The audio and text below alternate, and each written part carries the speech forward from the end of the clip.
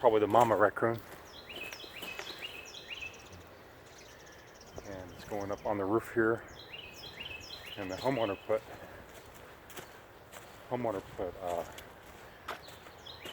stainless steel galvanized coil roll on the trees to prevent the raccoons and squirrels from climbing up the tree.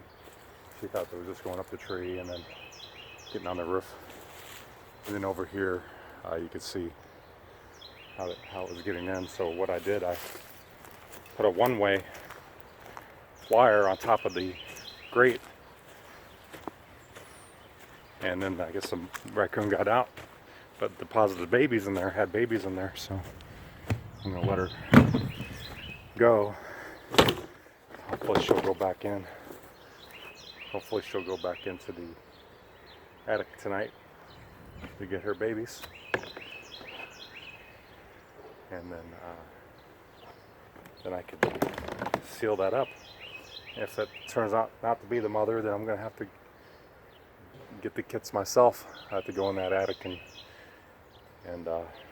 get them out myself and then put them in a box outside.